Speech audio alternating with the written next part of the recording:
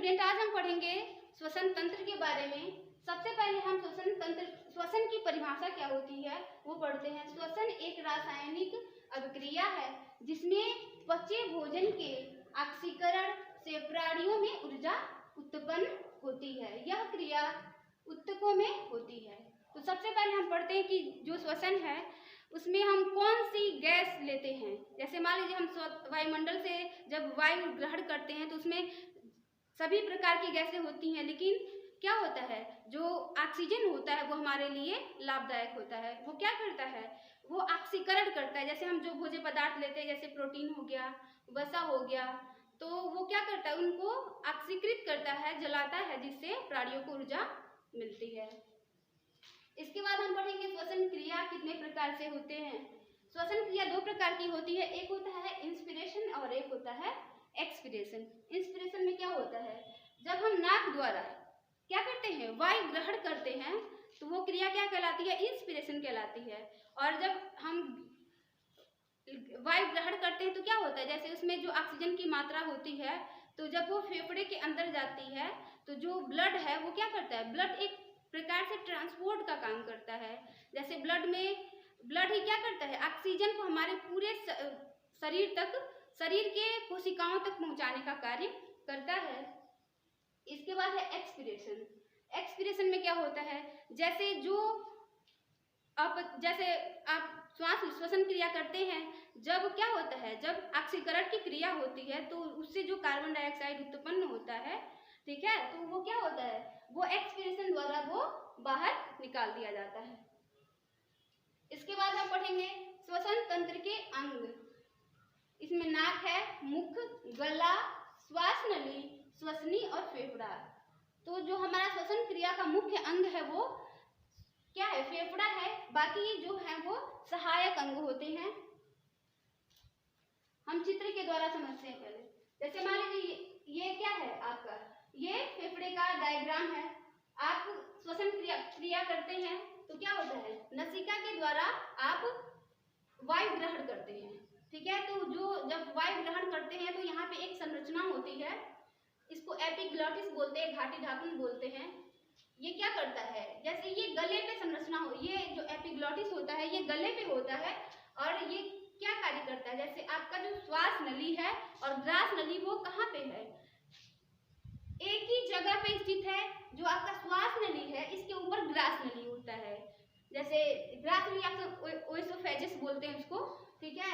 तो वो क्या है, पाचन नली एक तरह से समझ लीजिए।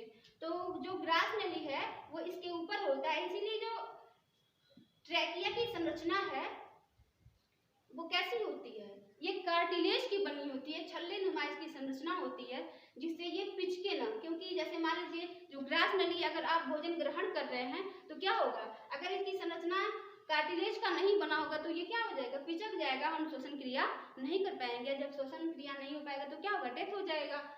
इसीलिए क्या होता है, इसकी जो संरचना कार्टिलेज की बनी होती है ताकि हम श्वसन क्रिया कर लेते हैं और हम भोजन भी कर लेते हैं। तो जिस समय हम क्या करते हैं, भोजन को निगलते हैं, उस समय ये जो एपिग्लॉटिस होती है वो श्वसन नली को ढक देती है।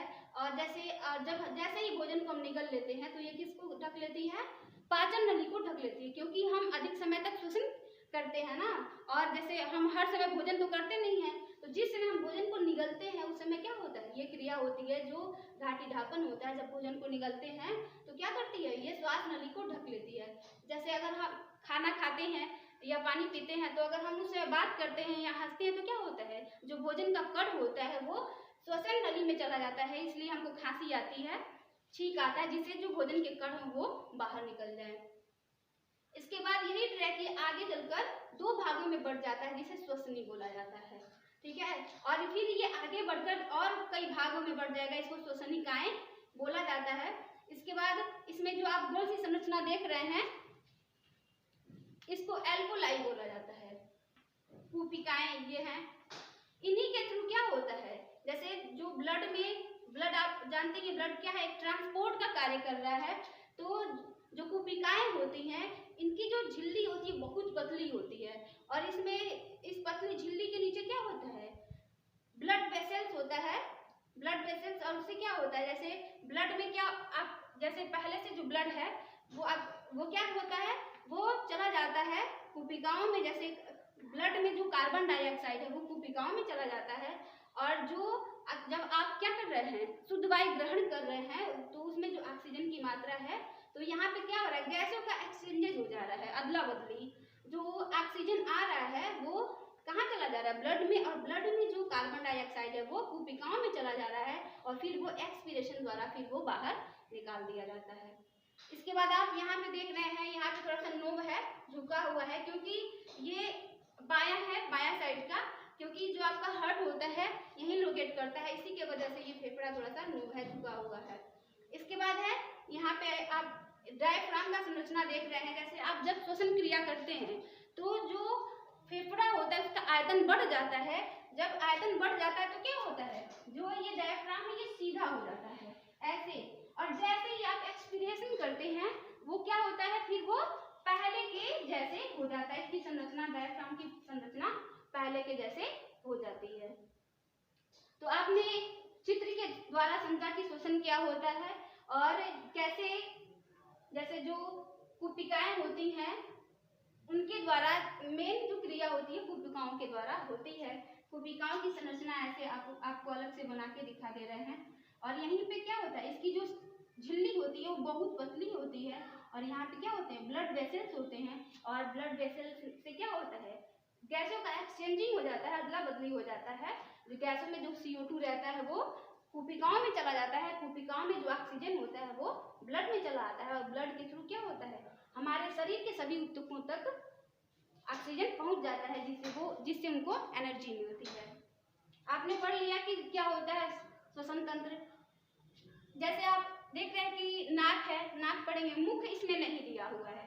तो मुख से हम श्वसन क्रिया कब करते हैं, जब आपको मतलब जैसे कॉमन कोल्ड हुआ हो, आप नाक से सांस लेने में सक्षम ना हो, जैसे श्वसन संबंधी आपको कोई बीमारी हो, तब उस समय आप मुख से सांस ले सकते हैं। हमेशा मुख से सांस नहीं लेना चाहिए, क्योंकि क्या होता है, जैसे आपके नाक में एक मेम्ब्रेन होती है, वो क्या करती है, जैसे आप श्वसन क्रिया करते हैं तो वो उसको फिल्टर कर देती है, लेकिन मुख में कोई ऐसा होता नहीं है मेम्ब्रेन जो वायु को फिल्टर करे।